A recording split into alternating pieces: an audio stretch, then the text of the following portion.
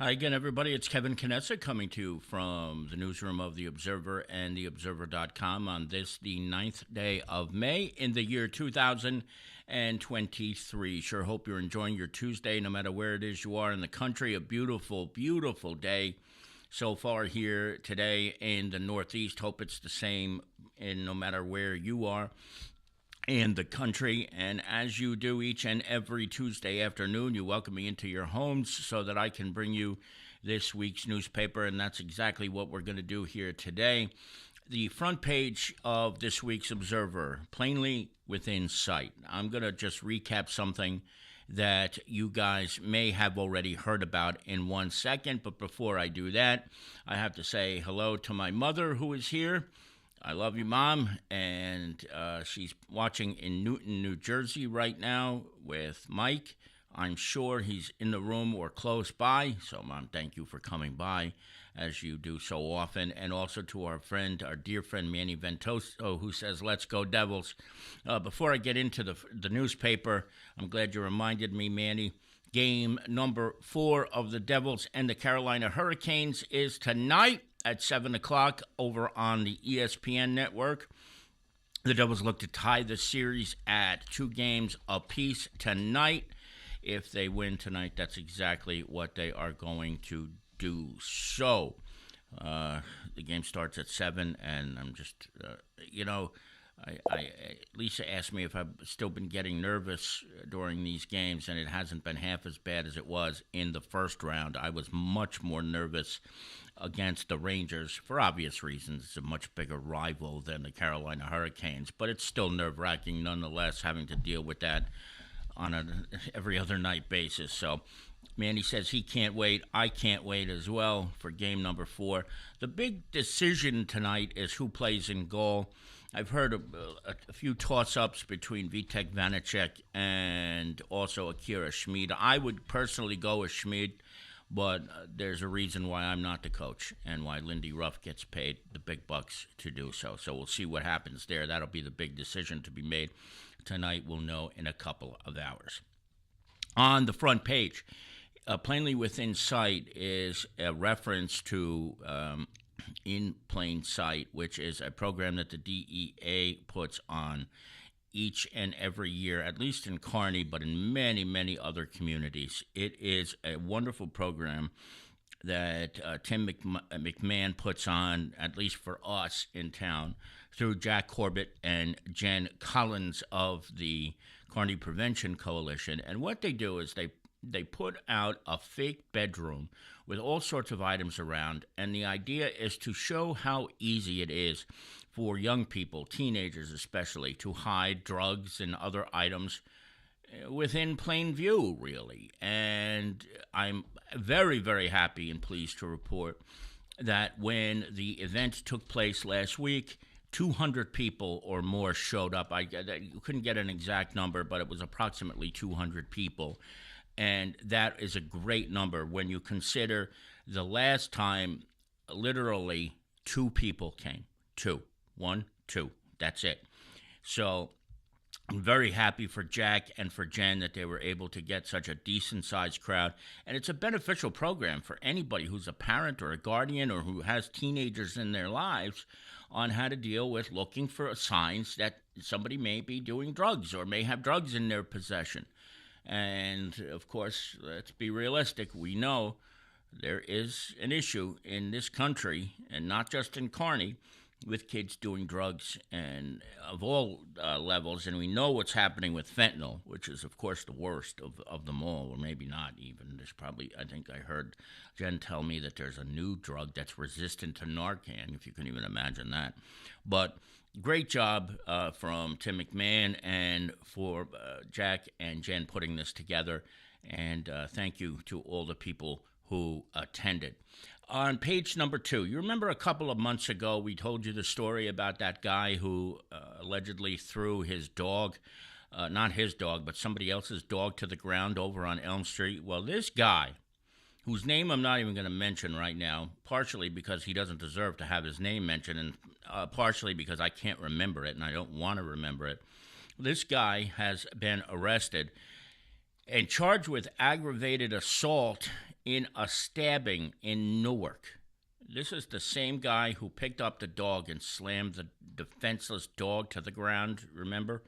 And now he's behind bars, I'm pretty sure now, because of this incident that took place in Newark a couple of weeks ago. Officer Anthony Oliveira from the Kearney Police Department found him.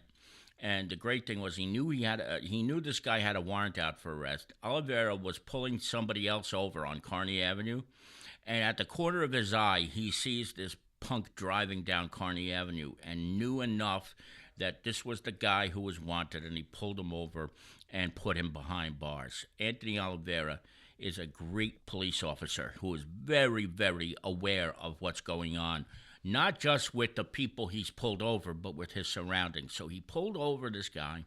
He knew he had a warrant, and don't you know, he had a couple $1,000s worth of cash on him, and he said that it was for bail. That was either a BS answer because bail is cashless these days, or maybe he was just getting ready because he knew he was about to get arrested, and he didn't have enough time to turn it into digital currency. So who knows what that situation is. So that was a great thing, and a great job by Anthony Oliveira for taking care of business and getting this guy off the street. That's exactly where he belongs, off the street.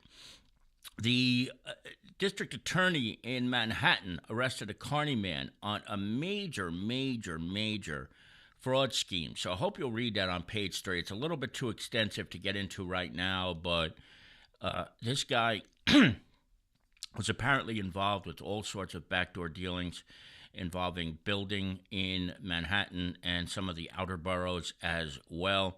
And he has a Kearney address, so unfortunately he is facing some serious charges from the district attorney Bragg in Manhattan, the same guy who indicted our former president. Carmen De Jesus is with us. Hello, dear Carmen. It's always good to have you here with us. Thank you very much for spending some time with us today.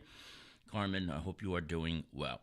This next story is a brief about Dave Churowski, who is a North Arlington resident. I've known Dave since we were teenagers.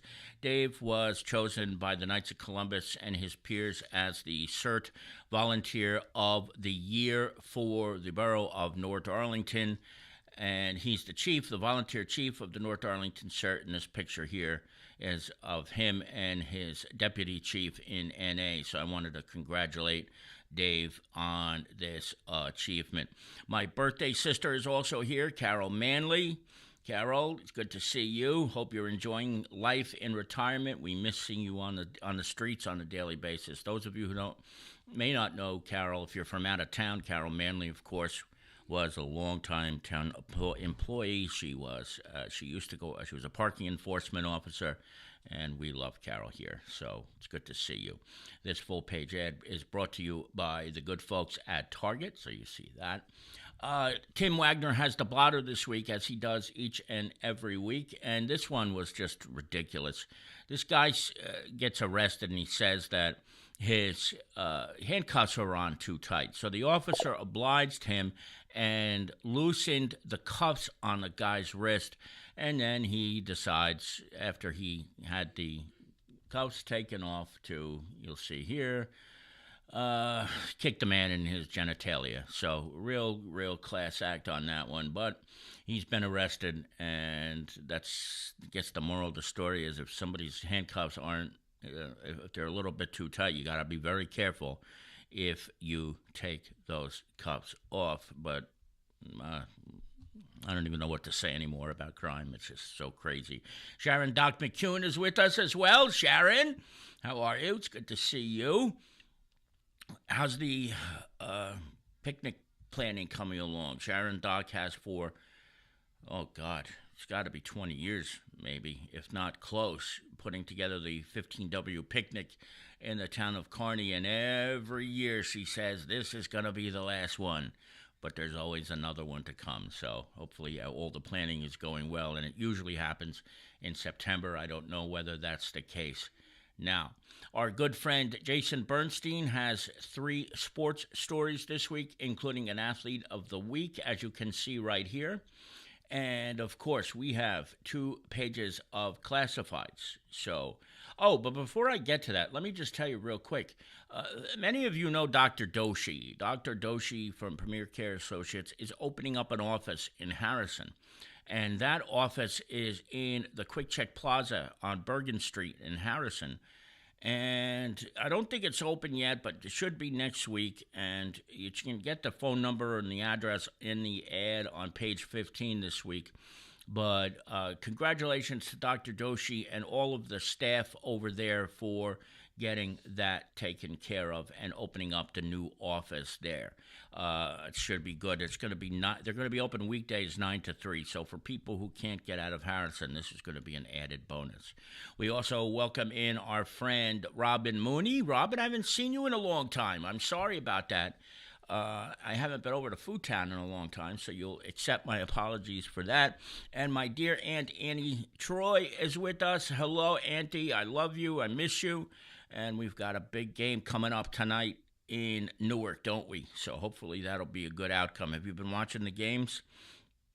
First 2 stunk, but Game 3 was great, and hopefully Game 4 will be just as good as the third one. The 2 pages of classifieds, plenty of rentals available, plenty of job opportunities. So I hope you'll all check those out at your earliest convenience.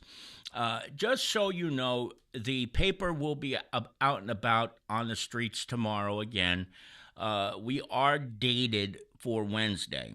So anytime the paper gets out earlier than that, it's an added bonus. But we're at a point right now where it looks like the paper's going to be out on Wednesdays. We don't know exactly what time, but we hope it's going to be a little bit earlier than it was last week. And we will let you know all about that when we know for sure when SIG will be going around and dropping them off in the different locations. But your patience, the patience that most of you have shown us has been phenomenal, and we cannot thank you all enough for that.